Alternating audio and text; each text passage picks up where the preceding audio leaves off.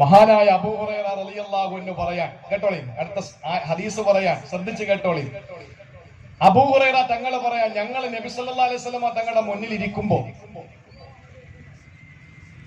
നബി തങ്ങൾ സല്ലല്ലാഹു അലൈഹി വസല്ലം പെട്ടെന്ന് ഞങ്ങളുടെ മുന്നിൽ നിന്നുകൊണ്ട് ധീരമായി ഉറക്കെ പറഞ്ഞു, വല്ലദീ നഫ്സി ബിയദി, വല്ലദീ നഫ്സി ബിയദി, എന്റെ ആത്മാവ് ഏതൊരു തമ്പുരാന്റെ കയ്യിലാണോ അവനെ തന്നെയാണ് സത്യം എന്ന് പറഞ്ഞാൽ പടച്ചോനാണ് സത്യമെന്ന് നബിതങ്ങൾ 3 പ്രാവശ്യം പറഞ്ഞിട്ട് നബിതങ്ങൾ ഒരൊറ്റ തലകുനിപ്പ തല അങ്ങ് കുനിച്ചു. അബൂ ഹുറൈറ റളിയല്ലാഹു അൻഹു പറയാണ്, പടച്ചോനാണ് പടച്ചോനാണ് പടച്ചോനാണ് എന്ന് 3 വട്ടം സത്യം ചെയ്തിട്ട് നബിതങ്ങൾ ഒന്നും മിണ്ടാതെ തല കുമ്പിട്ട് ഇരുന്നു. ഞങ്ങൾക്ക് പേടിയായി. ഇപ്പൊ നമ്മുടെ മുന്നിൽ എന്ത് പറഞ്ഞാലും നമ്മക്കിറിക്കൂല.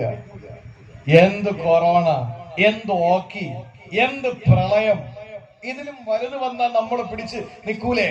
ഇതിലും വലുത് വന്നാൽ നമുക്ക് വല്ലതും ആവുമോ?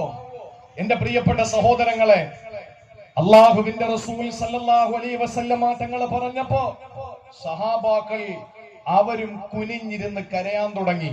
എന്താണ് നബിതങ്ങൾ സത്യം ചെയ്ത് ഞങ്ങൾക്കറിയില്ല. അവര് വല്ലാതെ കരഞ്ഞുകൊണ്ടിരിക്കുമ്പോൾ പെട്ടെന്ന് നബിതങ്ങൾ പുഞ്ചിരി തൂകിക്കൊണ്ട് തല ഉയർത്തി, അൽഹംദുലില്ലാഹ്. സഹാബാക്കള് പറയാണ്, ചുമന്ന ഒട്ടകം കിട്ടുന്നതിനേക്കാൾ ഞങ്ങൾക്ക് സന്തോഷമായി.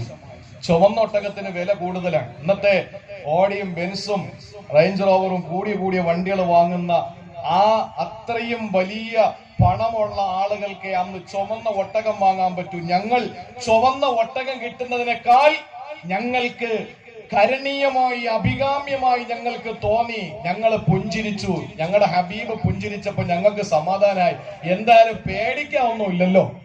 എന്നാലും ഞങ്ങൾ ചോദിച്ചു, നബിയെ സല്ലല്ലാഹു അലൈഹി വസല്ലം, എന്താണ് അങ്ങ് 3 പ്രാവശ്യം ആണയിട്ടതെന്ന് ചോദിച്ചപ്പോൾ അല്ലാഹുവിന്റെ റസൂല് പറയുകയാണ്, മാ മിൻ അബ്ദിൻ യുസല്ലി സ്വലവാതിൽ ഖംസ വയസൂമു റമളാൻ വയുഖ്രിജു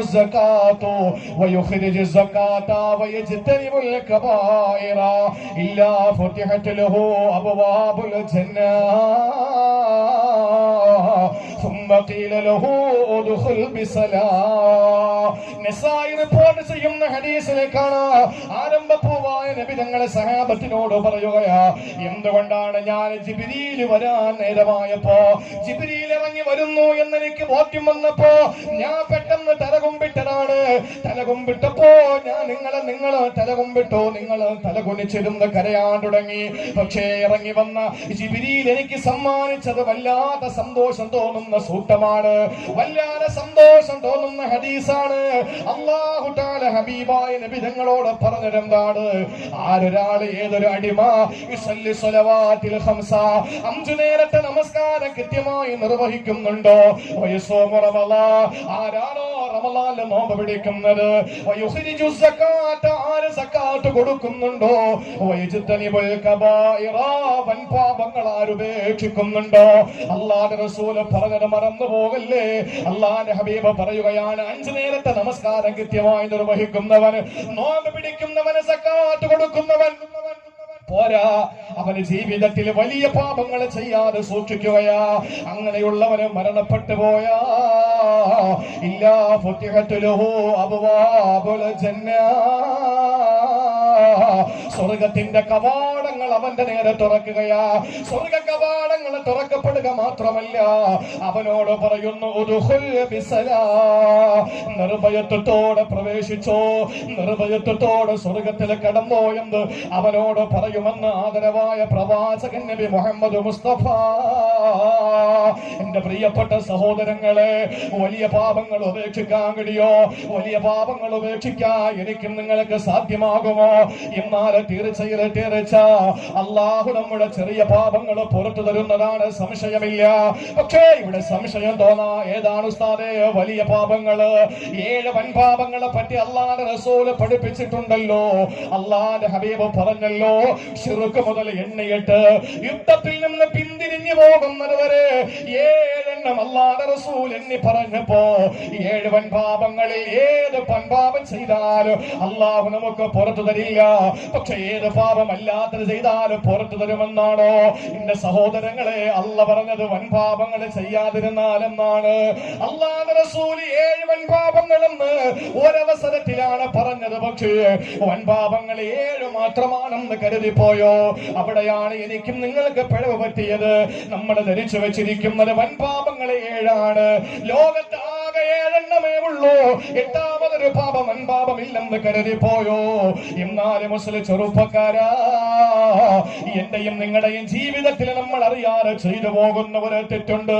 ആ തെറ്റ് ഞാൻ നിങ്ങളുടെ മുമ്പിൽ ഒന്ന് പറയട്ടെ. അത് വൻപാപമാ, അത് വൻപാപമാ. സബഉൽ മൂബിഖാത്ത് എന്ന ഹദീസിൽ വന്ന 7 വൻപാപങ്ങളിൽ പെട്ടതല്ല. പക്ഷെ അല്ലാഹുവിന്റെ റസൂൽ പല പ്രഭാഷണങ്ങളിൽ, പല സന്ദർഭങ്ങളിൽ, പല ഹദീസുകളിലായി വൻപാപങ്ങളെ എണ്ണിയിട്ടുള്ള ഭീകരമായ തെറ്റുകൾ നമ്മൾ അറിയാതെ ചെയ്തു പോകുന്നുണ്ട്. നമ്മൾ ചിന്തിക്കുന്നത് 7 വൻപാപങ്ങളിൽ ഈ ചെയ്യുന്നതെന്ന് പെടുന്നില്ലെന്നാണ്. പക്ഷേ എന്നെ കേൾക്കുന്ന മുസ്ലിം ചെറുപ്പക്കാരാ, എന്നെ കേൾക്കുന്ന മുസ്ലിം പെങ്ങളെ, ഒരു കാര്യം ഞാൻ എന്റെ പ്രിയപ്പെട്ടവരോട് പറയുകയാണ്. അല്ലാഹുവിന്റെ റസൂൽ ഒരു കാര്യം നമ്മളോട് പറഞ്ഞിട്ടുണ്ട്. എന്താണെന്നറിയോ? അത് വേറൊന്നുമല്ല, എന്റെയും നിങ്ങളുടെയും ജീവിതത്തിൽ നെവർ മൈൻഡായി നമ്മളെ കാണുന്ന, പ്രത്യേകിച്ച് സഹോദരിമാരെ കാണുന്ന ഒരു തെറ്റുണ്ട്. ഏതാണെന്നറിയോ? ഞാൻ സ്ത്രീകളെ കുറ്റപ്പെടുത്തുന്നതല്ല, സഹോദരിമാരെ ഞാൻ പരിഹസിക്കുന്നതല്ല. അവരുടെ വീട്ടുജോലികൾ ചെയ്യുമ്പോ, അവർ തൊഴിലുകൾ ചെയ്യുമ്പോ, അവരുടെ തിരക്കിനിടയിൽ കഴിയാതെ പോകുന്നതാണ് എന്ന് പറഞ്ഞുകൊണ്ട്, എന്ന് ആശ്വാസത്തിന്റെ വാക്ക് പറഞ്ഞുകൊണ്ട് ഒഴിഞ്ഞു നിൽക്കുന്ന ഒരു കാര്യമുണ്ടറിയോ? അല്ലാഹുവിന്റെ റസൂൽ പറയുകയാണ്, മൻ ജമഅ ബൈന സ്വലാത്തൈനി من جمع بين صلاتين من غير عذر فقد أتى بابا من أبواب الكبائر. മുസ്ലിം ചെറുപ്പക്കാരാ, വാഹനം ഡ്രൈവ് ചെയ്യുന്നവരോട് പറയുകയാ, നീ നിന്റെ പ്രിയപ്പെട്ട പൊന്നുമക്കൾക്ക് ഭക്ഷണം ഉണ്ടാക്കാ.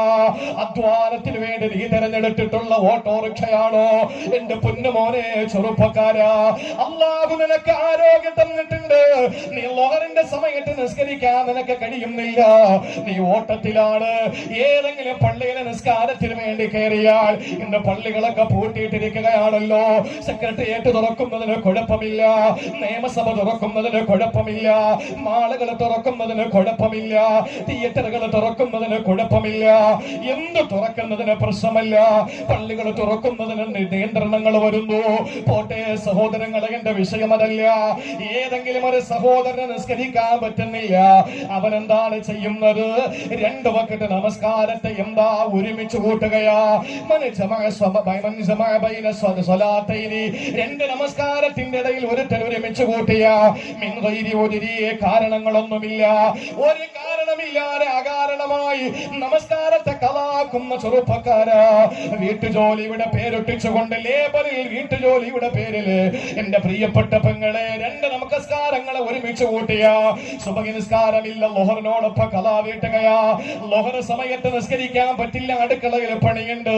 അതുകൊണ്ട് തന്നെ അസറിനാകുമ്പോ പണിയെല്ലാം കഴിഞ്ഞ് പാകമെല്ലാം ചെയ്തിട്ട് കുളിച്ചിട്ട് അസറിന് ബാങ്ക് കേൾക്കുമ്പോ നഷ്ടപ്പെട്ടു പോയ ലോഹറും അസറും കൂടി ഒരുമിച്ച് നിസ്കരിക്കാമെന്ന വ്യാമോഹമുണ്ടല്ലോ. പൊന്നുമോളെ, അല്ലാഹുവിന്റെ റസൂൽ പഠിപ്പിക്കുകയാ, അല്ലാഹുവിന്റെ ഹബീബ് പറയുന്നു, ഫഖദ് അതാ ബാബൻ മിൻ അബ്വാബിൽ കബായിരി. വലിയ പാപങ്ങൾ നിങ്ങൾ ചെയ്തിരിക്കുകയാ, വൻപാപം നിങ്ങൾ ചെയ്തിരിക്കുകയാ. അല്ല പൊറുക്കൂല മുസ്ലിമേ, അല്ല പൊറുക്കൂല. അല്ലാഹു ഒരിക്കലും അത് പുറത്തു തരില്ല. ഇത് ആര് ശ്രദ്ധിക്കുന്നുണ്ട് നമ്മുടെ ജീവിതത്തില്? രാവിലെ എഴുന്നേറ്റ് പണി ആരംഭിച്ചാൽ ഉച്ചയ്ക്ക് പാകം ചെയ്യണം. സിറ്റിയെ സംബന്ധിച്ചിടത്തോളം സിറ്റിയില് പൊതുവെ വീടുകളിൽ ഭക്ഷണം ഉണ്ടാക്കുന്നത് കുറവാണ്. ബഹുമാനപ്പെട്ട തങ്ങൾക്കും അതുപോലെ തന്നെ ജുമയ്ക്കൊക്കെ പള്ളിയിൽ കൃത്യമായി ജുമയ്ക്ക് മാത്രം വരുന്ന അനന്തപുരിയിലെ ഇമാമിങ്ങളൊക്കെ നമുക്കൊക്കെ വീടുകളിൽ നിന്ന് സന്തോഷത്തോടെ ഭക്ഷണം കൊണ്ടുവരുമ്പോ നമ്മൾ കരുതും എല്ലാ ദിവസവും വീട്ടിൽ പാകം ചെയ്യുന്നൊന്നും ഇല്ല. ഇവിടത്തെ റെസ്റ്റോറന്റുകളിൽ സഹോദരിമാര് ഭർത്താക്കന്മാരോട് പറയും, നിങ്ങൾ പാർസൽ വാങ്ങിക്കൊണ്ടുപോവാ. ഇപ്പൊ അങ്ങനെയാണല്ലോ. 1 കിലോ ചിക്കൻ ഫ്രൈ വാങ്ങിയാൽ 1 കിലോ പൊറോട്ട ഫ്രീ. ഇപ്പൊ അങ്ങനെയാണ് പരസ്യം. 1/2 കിലോ കരള് വറട്ടിയത് വാങ്ങിയാൽ 250 ഗ്രാം ബ്രെയിൻ ഫ്രീ. എല്ലാം ഫ്രീ ആണ്. ഇത് കൃത്യമായി നമ്മൾ കാൽക്കുലേഷൻ നടത്തിയ രണ്ടും ഒരേ വിലയിട്ട് വാങ്ങിയിരിക്കാൻ. പക്ഷെ ഫ്രീ എന്ന് കേൾക്കുമ്പോ സഹോദരിമാര് കവിഴ്ന്ന് വീഴും. അതുകൊണ്ട് തന്നെ ഭർത്താക്കന്മാര് പാർസൽ വാങ്ങാൻ പറയും. എന്റെ സഹോദരിമാരോട് പറയാണ്, നിങ്ങൾ നിങ്ങളുടെ പ്രിയപ്പെട്ട ഭർത്താവിന് ഭക്ഷണം പാകം ചെയ്തു കൊടുക്കുന്ന ഓരോ സെക്കൻഡും നിങ്ങൾക്ക് അള്ളാഹു തന്ന ഏറ്റവും വലിയ നിഅമത്തായിട്ട് മനസ്സിലാക്കണം. ഭർത്താവിന് ഖിദ്മത്ത് എടുക്കുന്നത് നിങ്ങളുടെ സ്വർഗത്തിന്റെ റിസർവേഷൻ ഉറപ്പിക്കാനാണ്. അള്ളാഹു അത്രയും വലിയൊരു ഭാഗ്യം നിങ്ങൾക്ക് തന്നിട്ടുണ്ട്. അതെന്തിനാണ്? ഹോട്ടലുകളിൽ നിൽക്കുന്ന യമനികൾക്ക്, ബംഗാളികൾക്ക്, ആസാമികൾക്ക് ആ പ്രതിഫലം കൊടുക്കുന്നത്. നിങ്ങളുടെ പ്രിയപ്പെട്ട ഭർത്താവിന് നിങ്ങൾ പാകം ചെയ്ത്, നിങ്ങളെ കരിയും പുകയും കൊണ്ടുകൊണ്ട് നിങ്ങൾ പാകം ചെയ്ത് കൊടുക്കുന്ന ആ ഭക്ഷണം, അത് ഭർത്താവിന് വേണ്ടി നിങ്ങൾ പാകം ചെയ്യുമ്പോ നിങ്ങളുടെ ഭർത്താവിന് സ്നേഹം കൂടുകയാണ്.